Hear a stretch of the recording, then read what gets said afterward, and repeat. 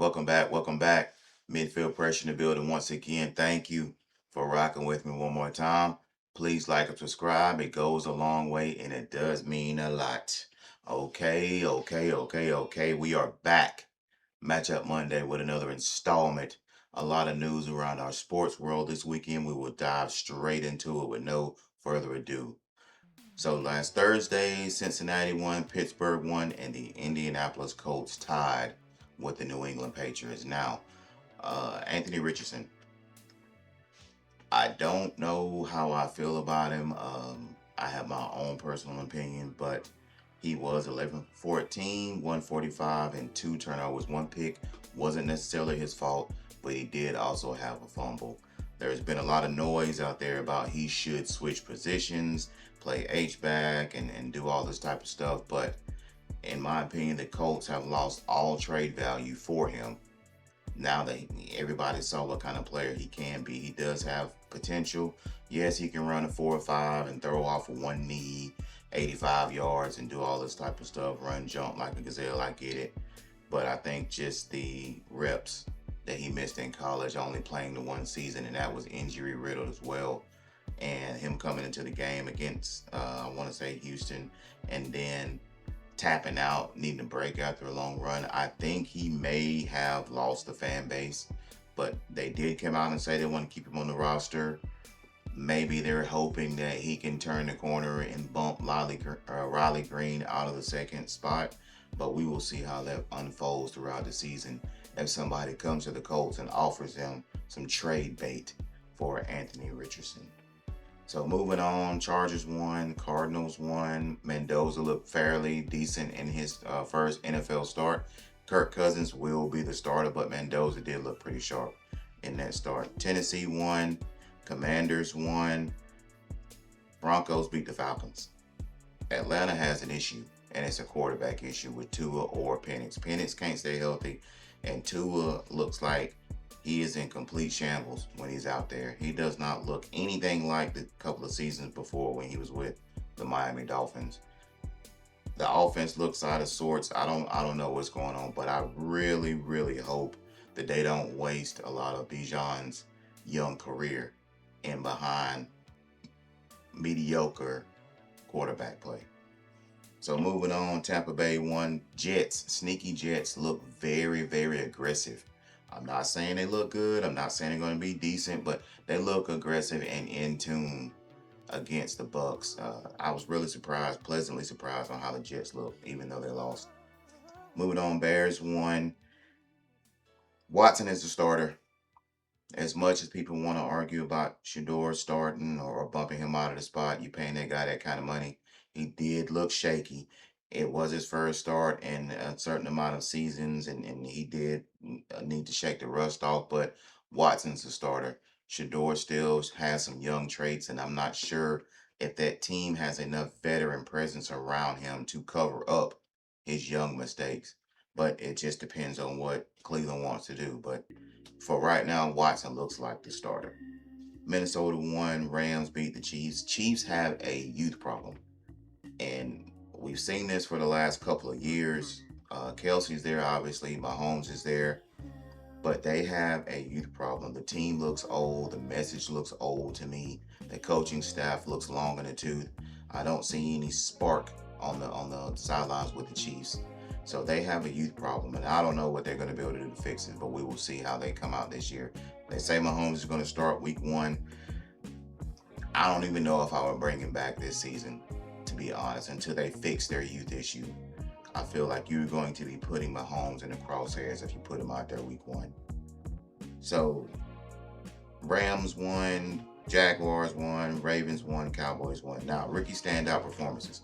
Todd Simpson looked like a first-round pick. He shut everybody up this weekend with his performance. 84% of his passes, 190 yards, 0 picks, 2 touchdowns, and the win over Kansas City. Todd Simpson looked like he was ready to play and prove the masses wrong this past weekend.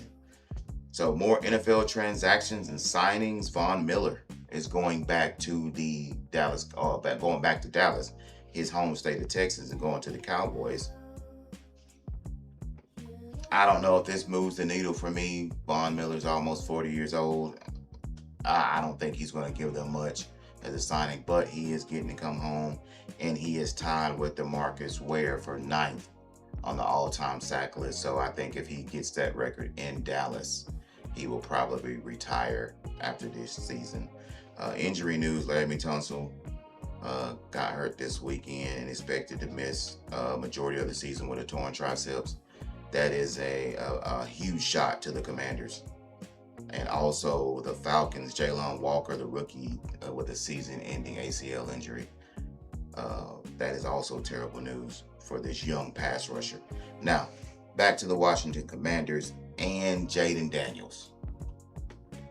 He sent the cease and desist to LSU for his name, image, and likeness not being able to use his name or anything associated with the school, seeing that they gave away the number 5 to an incoming recruit. I don't know how I feel about that. I mean, I know he did win the Heisman, but he did not win a national championship, nor has he ever had the best season statistically in LSU history, as Joe Burrow did. My understanding, they told Joe Burrow or gave him a soft retirement for the number 9. They didn't do the same thing for Jayden Daniels. So I could see why he would feel a certain way about that, because he won the Heisman. Joe won the Heisman and he didn't get his retired like Joe did, or soft one. But Joe had an unprecedented season and went 15-0 and a Natty and a Heisman.